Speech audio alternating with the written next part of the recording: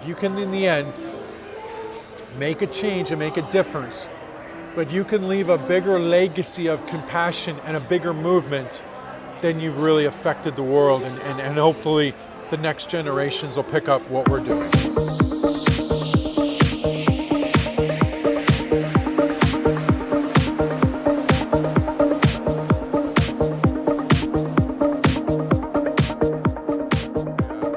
Anyway, like I said, I've kind of been keeping up with what you're doing, and I think that it was just the right time to reach out to you and kind of see if I could, be involved in what you're doing, because like I said, I want to surround myself with the kind of people whose values align with my own, and that's so largely based on giving back. Wanting to be successful isn't selfish, because the more that we can make and the more people that we can kind of bring into our community, the more that we can actually give back. Yeah, it's true. So anyway, I'm so excited that you're, mixing business and philanthropy and doing it in a way that I think is just going to have a huge impact. And so I'm so excited that you and I are kind of able to get together. So I want everyone to understand that we're all equal and we all matter, and it does not matter, and so, we should be able to sit beside each other in an event. If you're Richard Branson and you work at Walmart, you should be able to sit beside each other and talk the same thing. If you're Jehovah's Witness and you're Catholic, we should be able to sit there and talk about how can we be more compassionate. We might have different beliefs on our religions or our views, but compassion is still, and helping people is still the same thing. I think me personally, there's a gene in me that is just there. That's just a behavioral trait. Yeah. But I also believe that I developed more of the skills of compassion throughout the way. I think the more that I stepped up and would do a more of a compassionate act or anything like that, it created me to do more. So it's like anything, I guess. Yes, it's like anything. When you do one action of anything you do in your life starts to create a behavioral trait. You do it again, you create a behavior. You do it again, you create a behavior. So you're hoping that maybe this helps to kickstart that behavior for some people that wouldn't naturally gravitate or know even where to go to begin the process of becoming compassionate? 100%. And it's not even the fact that I'm hoping to do that. It's already done and happening, because I even watch people in my inner circle. There's been times where I don't say to anybody, but I'm like, there's so much things in the world that are hurting people and things wrong that it's like what you said, like sometimes you feel like, can I even make a difference? And I've sat there and I've been like, man, it's almost like at times you feel like, where do you start even? Where do you frickin' start? And that's where I had to be careful not to lose my motivation because of why you just got so emotional and compassionate like that. That's me too.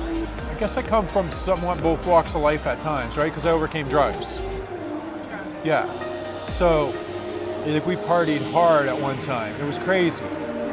So I think that's why I connect with a lot of different people too, right? And it just hasn't been easy. A defining moment, though, that defined me of more of where I am today was the day when I stopped doing partying and drugs and said, I'm done.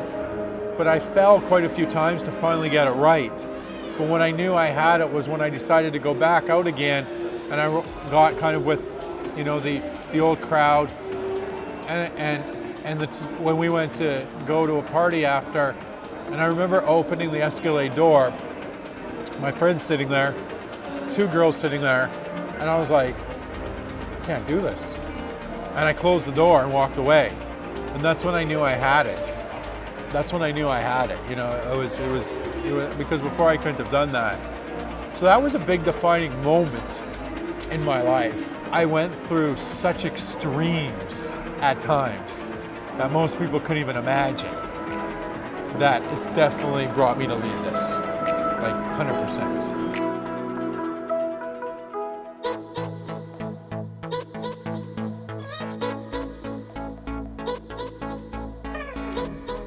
So right now we're just sitting in a coffee shop. We're waiting to go to a group that's called the Do Gooders group here in Vancouver. What they do is they get together and they make sandwiches and certain things for the people on one of our streets called Hastings Street, and the surrounding area where people are down and out and they don't have as much to eat and stuff like that, and a lot of the homeless.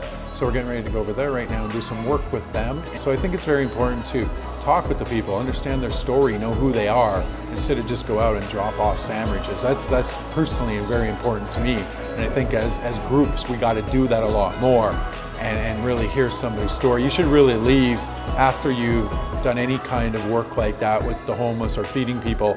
You should have at least 3, 4, 5, 6, 7, 8 stories where you've really connected with the people. Sometimes they just want more connection than even food, believe me. There's a lot of people that want to do stuff like this. Yeah, I agree. This is the social experiment for it, so That's why awesome. not grow it? Now you're like, That's 3 okay. days notice. 3 days notice. 30 people. 30 people.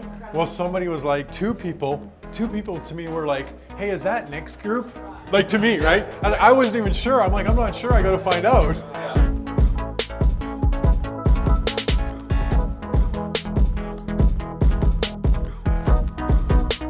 Everyone's got to be more equal, you know, come together. That's one of the reasons why I did the show. We're starting our events, and even all my friends in Hollywood, even my celebrity friends, they all have to, like, they have to earn tickets to come to the event and do so many acts of compassion.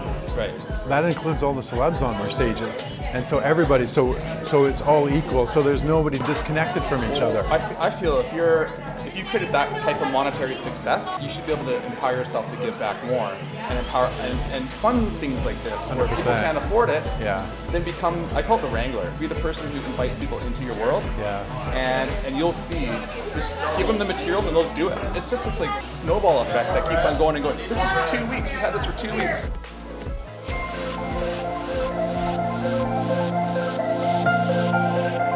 All right, guys, we just finished making sandwiches. Now we are driving to give them out to the people in need, the people that you know need some food tonight, and find out some of their stories. It's just as important to hand out the sandwiches and hand out the food, but it's just as important to connect with the people out there and find out their story and what they're experiencing and maybe how they got there and just really show them love, really, period. You just don't know where somebody's at in their life. And so I think it's so important to be able to go out and connect with people. So I think it's a big lesson for all of us when we're doing good in the world, even if you're walking by that person on the street and maybe you have dropped $2, you know, in his hat or bucket or whatever they have, but you have never stopped and actually talked to that person. Huge, you know, that connection is what we need to create. You go from one part of Vancouver, it's like the richest part of Vancouver, and then 2 blocks away, it's like literally the poorest part of all Vancouver. Nobody's got homes, they got nothing to eat. It just shouldn't be that way. We should be able to make a massive difference in the community by doing that. Hey, how many sandwiches did you guys make? Oh, we were well over 300. Well over. Yeah. Wow. It's good. It's exciting. I didn't make them though. These guys made them. I'm just a guy that invited everybody over to my place, and they ended up making sandwiches. I just wanted a meal plan.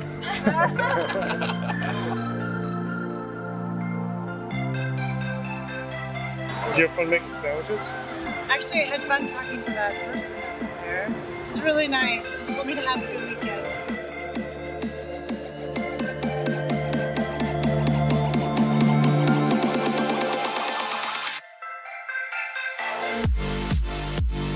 We're gonna go feed some people in need. It's gonna be good. Get them some food in the belly for tonight. That's what it's all about. Give them back. Give them back.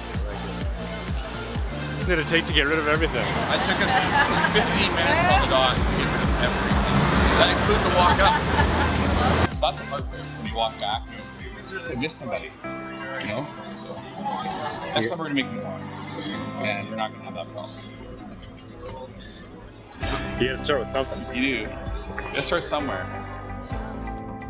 I mean, you know, everyone looks at my life now and they think it's all perfect, but I overcame drugs. And when I was like hooked doing drugs, my family at one time tried to get me into a place and they couldn't get me in. So, you know, to put me back out doing that stuff again without getting in somewhere, it's just setting up for failure. My wife got in there. She got in there this morning. So. One of the reasons why when I'm out here, I connect very fast. Hey, T-Block, I connect fast with a lot of people that are going through drugs and going through this stuff. I mean, like I said, I went through my days where I had my addiction to drugs and stuff like that, and I was able to overcome it. and now inspire and change the world. So for when I get out here and I start talking to the people, there's a mutual connection between us because I understand what they went through. It doesn't matter if you were rich and going through it or if you were, on the street and going through it. It's still an addiction. Many people have addictions, so it's helping people through that and not judging them, which is the key to everything.